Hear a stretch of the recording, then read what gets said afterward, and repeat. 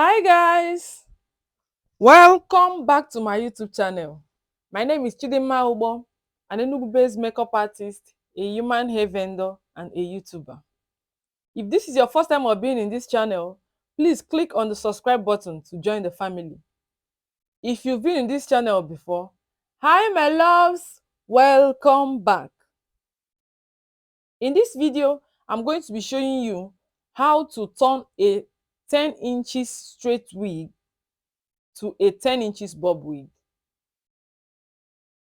So stay tuned. First of all, we are going to trim out the excesses so that the wig will have a thick blunt cut.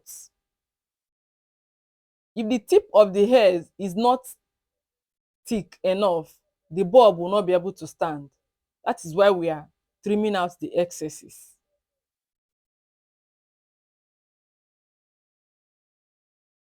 Okay, this 10 inches wig is made up of an 8 inches 100-gram human hair and a 10 inches 100-gram human hair. The 8 inches was used at the back of the hair, then 10 inches was used on top, and then a 12 inches closure. We are using a 12 inches closure because this is a bob wig, so we want the closure to cover the whole hair. You don't want a situation where after bobbing it you see the closures flying about. The beauty of bob is when the hair is equal from top to bottom. So after trimming it, the excesses, we will part the hair so that we'll be picking it line by line to bob. We will part it and pick line by line. If you want to bob it together, the bob will not stand. It will not be as beautiful as when you take it line by line. This is because some of the 10 inches wig did not reach the down part of the hair. Some of it are hanging.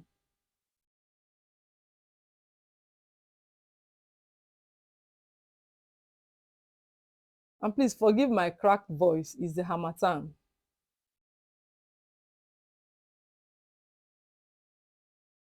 So in bobbing the wig, what we are using here is a Cloud9 stretcher, and make sure the stretcher is in the highest temperature so that it will be able to bob the hair. When it is in the highest temperature and hot enough, when you curve your hand, it will bob.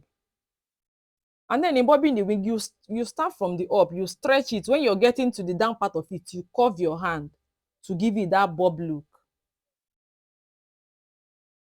Also, in bobbing a wig or even stretching a wig, you have to detangle it first before you go in with the stretcher. So we first of all detangle it with a picking comb and then go in with the stretcher.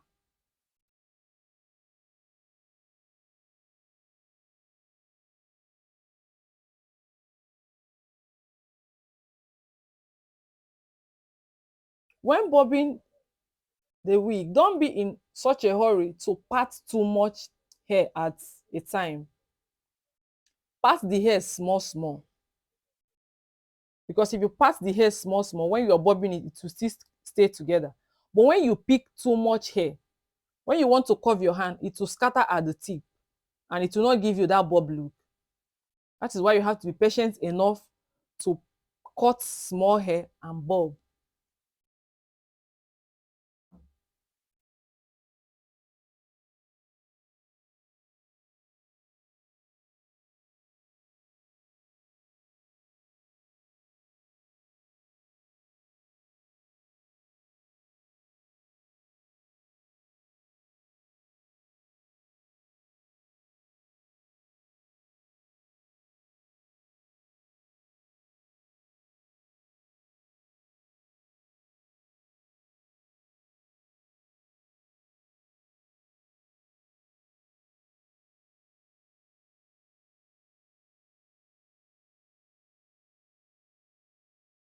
When you're bobbing the second line of the wig, as you're stretching it, you will only curve your hand after you have passed the first bob you made. So as you're stretching it, you have to get to the first bulb, pass it a little bit, and then curve your hand to make a bulb, so that the second bulb you're making will be directly on top of the first one, the first bulb you've made, so that the bulbs will be on top of each other and lap together. If you curve your hand before getting to the first bulb you've made, the bulb will not stand. It will no longer be a bulb. To now have this step whatever look that it will have, but it won't be bulb wig again.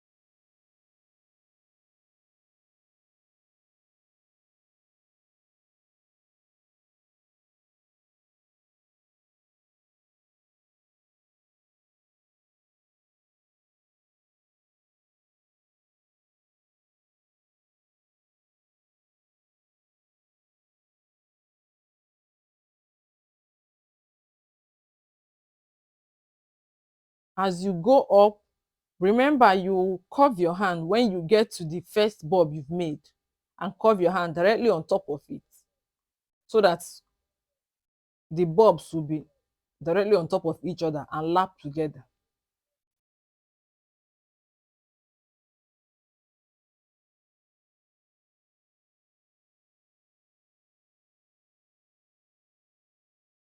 When you bob the hair and find out you did not do it well, there's nothing wrong with going back and doing it again, so that you will get a perfect bob.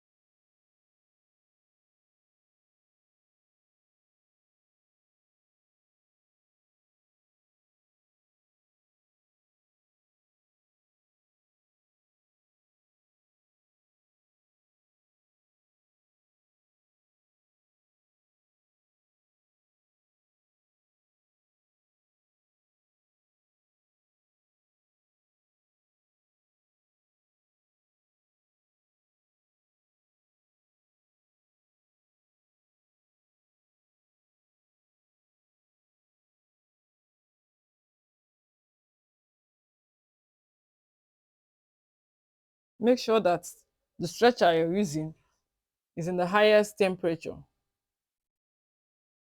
so that it will give you what you want.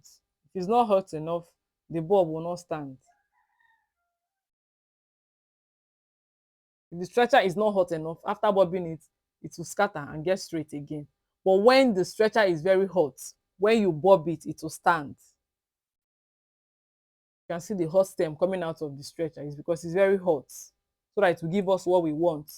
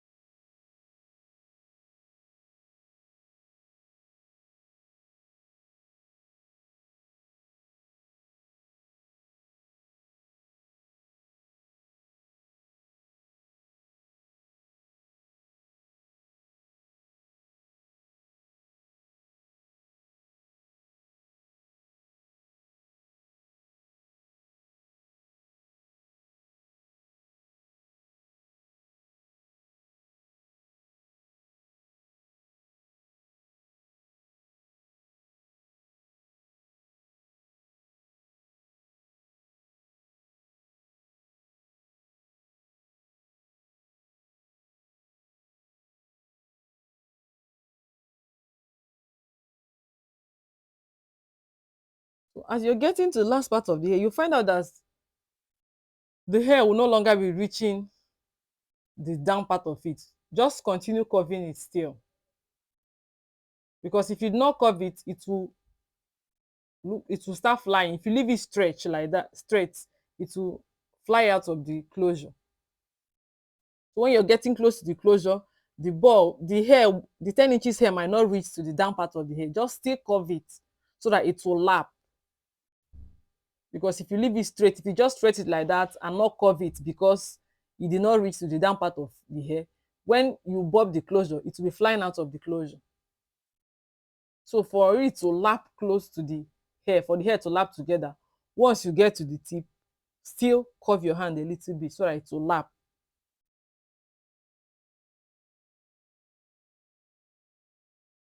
All this line you're seeing here is those hairs that did not reach to the down part of the hair.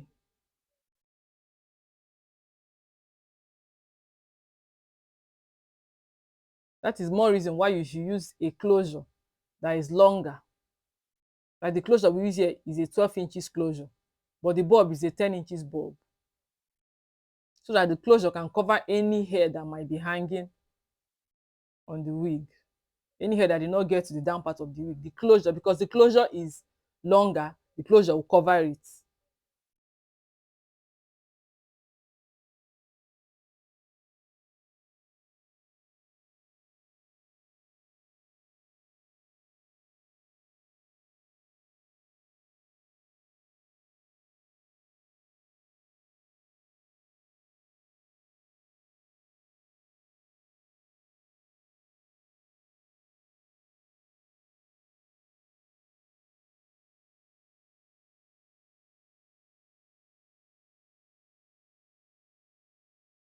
So to remove the lines created by the 10 inches hair that did not get to the down part of the hair, you will pick, after bobbing the hair, you will pick 2 or 3 lines after the closure together with the closure and stretch it and bob it together, so that those lines created by the 10 inches that did not get to the down part of the hair will lap together with the closure, so that you stretch it and bob it together.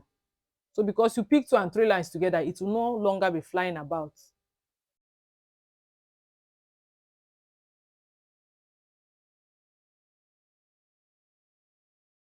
You see now, you will not be seeing the lines now after bobbing it. Pick 2, 3 lines after the closure together with the closure and bob it together.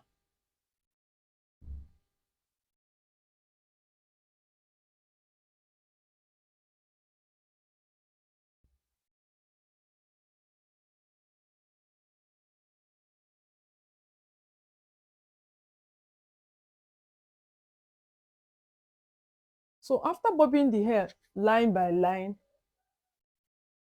the hair will be bobbed quite alright, but the bulb will not be sticking together, it will be scattered. So to make the bulb to lap together and give it a very bouncy look, you will go ahead again and start rebobbing the hair, but you will not be stretching from top to bottom again. You will just pick the hair and then bob the down part of it, just like what I'm doing now. When you part a little hair, you use the very hot stretcher in the highest temperature and curve it again so that the bulb will stick together and it will give it a more bouncy look. It's not like you cannot go carry the hair without still rebobbing it together to give it this more bouncy look, but it's finer when you do it like this. Like after bobbing it one after the other, you come and bob it together again. When you pick or you part small, you hold all the hairs together and curve it again. You see how bouncy it is looking. If you like this video, please give it a thumbs up. If you have any question or any wig you want us to make in this channel, please leave it in the comment section. Subscribe to my YouTube channel. Thank you for watching. Bye.